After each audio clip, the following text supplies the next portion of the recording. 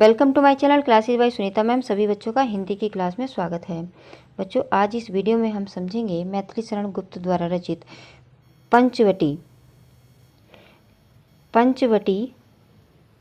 काव्यांश का अंश।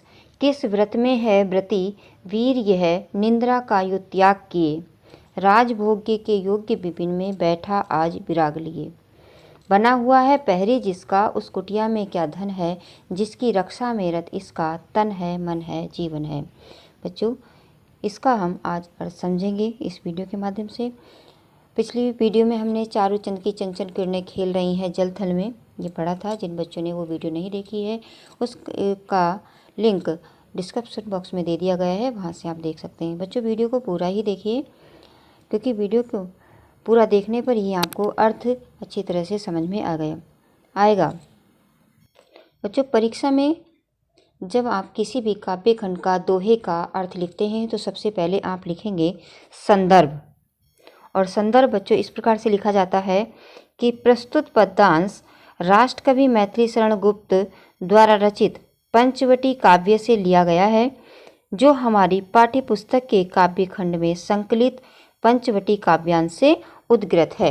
इस प्रकार से बच्चों आप सबसे पहले संदर्भ लिखेंगे, उसके बाद में लिखा जाता है प्रसंग। बच्चों, वीडियो को रोक करके आप ये संदर्भ अपनी कॉपी में नोट कर लीजिए। फिर लिखेंगे बच्चों प्रसंग। प्रसंग इस प्रकार लिखेंगे बच्चों, पंचवटी में चारों तरफ चंद्रमा की चांदनी फैली हुई है, कुटिया के आगे लक्ष्मण बैठे हुए हैं और यहाँ पर लक्ष्मण की विशेषताओं का वर्णन किया गया है। और वर्णन करते हुए जो मैथिली शरण गुप्त जी हैं वो कहते हैं। बच्चों, इस प्रकार आप परीक्षा में जब लिखेंगे तो प्रसंग इसी प्रकार से लिखेंगे। बच्चों, इसमें जो प्रसंग है वो यही है कि जब राम और सीता लक्ष्मण सहित वन में आते हैं और पंचवटी में अपनी कुटिया बनाते हैं, तो रात में जब लक्ष्मण जी पहरी के रूप में कुटिया के आगे बैठे हुए हैं तो उन्हें देख करके कवि के मन में क्या प्रश्न आ रहे हैं उसी का उन्होंने इस काव्यांश में वर्णन किया है। देखिए बच्चों, लिखा है किस व्रत में है व्रती वीर यह, निंद्रा का यो त्याग किए। कवि कहते हैं कि ये कौन है, इसने कौन सा व्रत धारण कर रखा है, ये कौन ऐसा व्रती है जिसने अपनी नींद का भी त्याग किया है। और इस पंचवटी में जब चारों तरफ शांत वातावरण है, अपनी नींद का त्याग करके ये ऐसा कौन सा व्रती है, इसने कौन सा ऐसा व्रत धारण कर रखा है जो यहाँ पर एकांत में बैठा हुआ है अपनी नींद का त्याग करके। आगे कहते हैं मैथिली शरण गुप्त जी, राजभोग्य के योग्य विपिन में बैठा आज विराग लिए। बच्चों, जो विपिन है, विपिन जो है जंगल का पर्यायवाची होता है, जंगल को विपिन कहते हैं। राजभोग्य के योग्य, यहाँ पर मैथिली शरण गुप्त जी कह रहे हैं कि ये जो बैठा हुआ है, जो पहरी बना हुआ है, वो देखने में राजभोग्य के योग्य लग रहा है, यानी एक राजकुमार है जिसे देखने पर ऐसा लगता है जैसे ये कहीं का राजकुमार है। और इसके तेज, इसके शरीर पर, इसके जो चेहरे पर एक जो है तेज है और जो राजाओं के होता है, तो इसे देखने पर ऐसा लगता है जैसे यह राजभवन में सुख पाने के योग्य है। पर पता नहीं क्यों इसने वैराग्य धारण करके वन में ये बैठा हुआ है, मतलब इस रात में भी यह क्यों जाग रहा है, यही बात जो कवि हैं उनके मन में आ रही है। बना हुआ है पहरी जिसका, उस कुटिया में क्या धन है। वो कहते हैं कि जिस कुटिया के आगे ये पहरी बना हुआ है, पहरेदार बना हुआ है, ऐसा कौन सा इसके अंदर धन है जिसका ये पहरेदार बना हुआ है। मतलब कवि के मन में बार बार यही प्रश्न आ रहा है कि पता नहीं ये जिस कुटिया के आगे ये पहरा दे रहा है, ये उस कुटिया का, जिस कुटिया का ये पहरेदार बना हुआ है, उसके अंदर ऐसा कौन सा धन छुपा हुआ है। यही जिज्ञासा कवि के मन में बार बार आ रही है।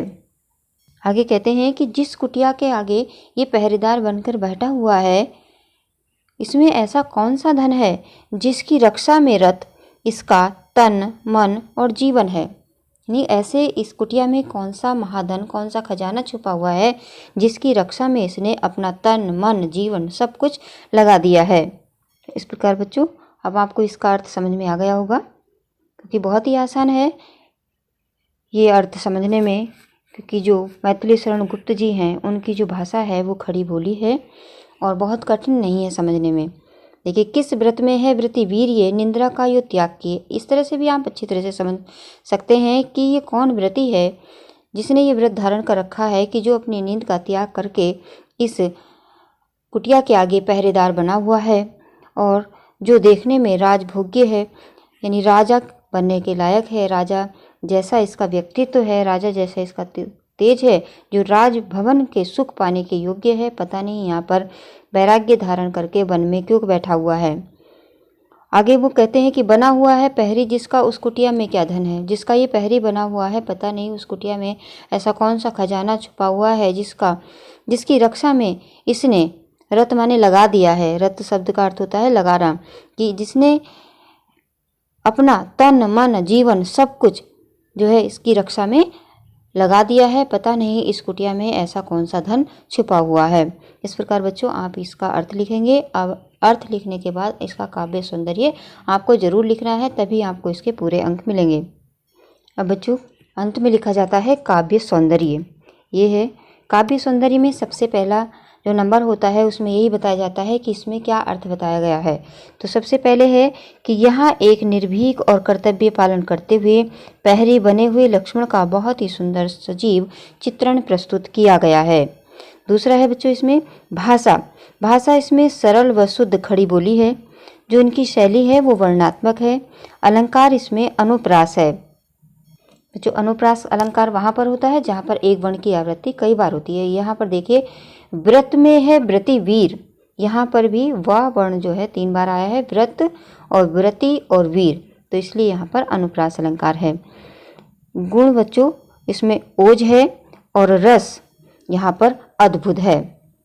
तो बच्चों अर्थ लिखने के बाद काव्य सौंदर्य आप जरूर लिखेंगे, क्योंकि अलग अलग सबके नंबर होते हैं, संदर्भ के अलग होते हैं, अर्थ के अलग होते हैं और काव्य सौंदर्य के अलग होते हैं।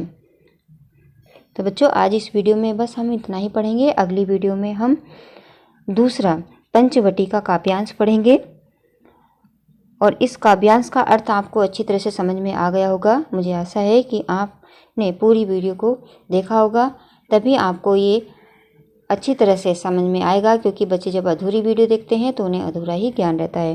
बच्चों इस वीडियो को देखने के बाद अपने मित्रों के साथ जरूर शेयर करें और जो बच्चे चैनल पर नए हैं वो सब्सक्राइब कर लें और साथ में जो घंटी है उसको भी प्रेस करें, ताकि अगली वीडियो का नोटिफिकेशन आपके पास सबसे पहले पहुँच जाए। और बच्चों अगर आपको समझ में आ गया है तो वीडियो को लाइक करना बिल्कुल भी ना भूलें। धन्यवाद।